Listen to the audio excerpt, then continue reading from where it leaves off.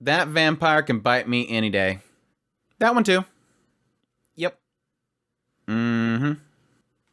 Yeah. Okay. I came here for the vampire waifu, was grabbed by the atmosphere, and was sold by the relatability of the subject matter it portrayed. No, not that I can relate to vampires, but more the fact that Call the Night is a very human story amidst the chaos of the vampires. But this is my review of Call the Night, a 13-episode series that aired in the summer 2022 anime season, so let's jump right into it. Call the Night opens up with a guy named Ko, and Ko is a shut-in. He's not going outside. He had some sort of issue at his school where he turned down some girl, and it seems like a lot of teasing and bullying happened after that whole situation. Well, after some time of secluding himself, at some point he decides to sneak out at night. Feeling the freedom that the night would possibly give him, he sneaks out and goes out into the streets of the night. And he's quickly absorbed by the atmosphere of night. The lights, the freedom, the quietness of the empty streets themselves. Well, after strolling around for quite a bit, he ends up running into this lady named Nazuna. And Nazuna quickly acknowledges what Ko's doing, and kind of sweeps him up his feet and runs around the city and shows him all the wonders of the night itself. But additionally says that she offers a service to people. Acknowledging that he's having trouble sleeping, he brings him back to her place and offers a cuddling service where they'll sleep next to each other, and that obviously, being next to somebody feeling a little comfortable, you might go to sleep. Well, Ko agrees to this despite the fact that it's a little weird. He doesn't think that she's a bad person, so he decides to kind of humor her and get into the bed and lay down. He says, after a little bit, I'll just get up and leave. Well, after a little bit, Nazuna goes to drink his blood. And it's a little freaky to him. He's like, wait, what are you doing? And she's like, oh, I was just going to take a drink. Nothing's wrong. And he's like, well, am I going to become a vampire? And she's like, no, it doesn't quite work like that. See, Ko really kind of enjoying the night. He figures, why not become a vampire? The oddity in this world, though, is that just being bit by a vampire doesn't make you a vampire. No, in actuality, in order to become an offspring of a vampire and become a vampire yourself, you actually have to fall in love with the vampire, and then they have to bite you. So Ko decides at this point, look, I really enjoy the night. I want to become a vampire. I'm going to do everything I can to fall in love with you. Well, the problem is that Ko doesn't understand love. Like I said before, he turned down this girl at school, not because he didn't like her, but because he doesn't understand love, and so he doesn't understand if he loves her. So this begins this whole situation where Ko is trying to learn what love is and hanging out with Nazuna at night. And she's perfectly fine with this because Ko's blood, for some reason, tastes really yummy. So it's give and take aspect. He keeps trying to become a vampire, and at the same time, she keeps getting really good blood. And night after night, what you get a sense of is Ko and Nazuna having fun together, exploring the different wonders and fun that can be offered by the night itself, while at the same time having different encounters with different people in the night. Other vampires, and additionally people that Ko knew in his past. So my thoughts on Call the Night. I absolutely loved this show so much. First off, the aesthetic, the feel, the visuals, the sound, the music of this series is pure gold. I cannot express how much Leiden Films took this source material to a whole new level. Now, granted, I have not read the whole source material. I do acknowledge that I've seen that there's quite a bit that might have been taken out of the adaptation. But the one thing that I noticed very quickly while looking at the manga is that the Leiden Films took it to a whole nother level. The backdrops, the visuals, the lighting, everything, every shot behind the characters is pure artistry. They nailed the cityscape. They nailed the lighting. They nailed the coloring. It managed to pull me into the feeling of what Ko is going through. Walking around these empty streets, and it was enough to hit this massive amount of nostalgia within me. Many years ago, I was in a car club, so we used to go into these streets at night all the time.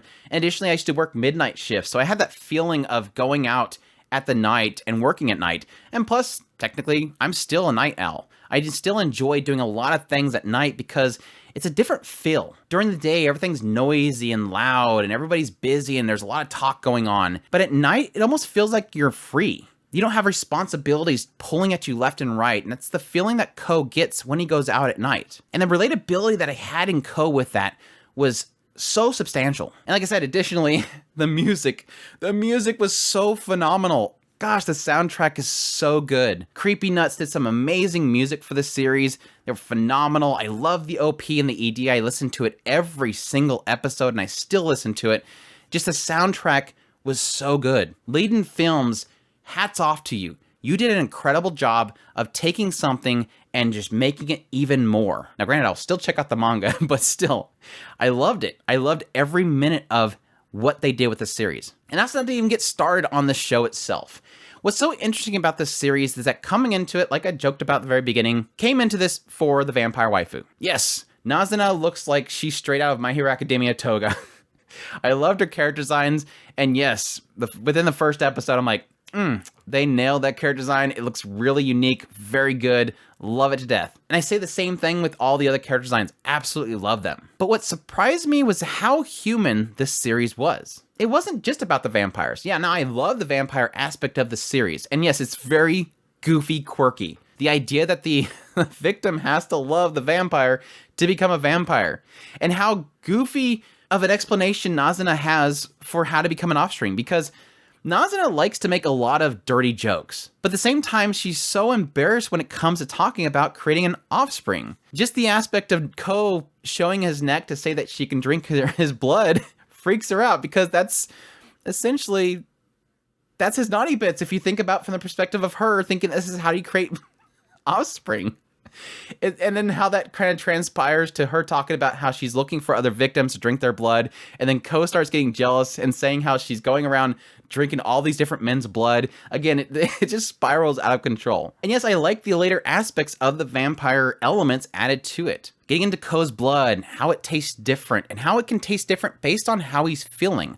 All that stuff was really intriguing, and yes, it all comes to a very powerful ending. But what was mixed in there, again, was the human element that I wasn't expecting from this series. From the very beginning, it's all about Ko and how he feels like he is secluded, and how he wants to have that freedom of going out at night, getting away from responsibilities and the drama of the day, getting away from school and all the issues that are there he doesn't want to face. But additionally, how he ends up encountering other humans at night, running into his past friends that he didn't realize were his friends, trying to understand the concept of what it means to be a friend, and yes, additionally, what it means to be a lover. At some point, it's kind of funny because at the very beginning, it was kind of like Nazuna trying to fix his issues.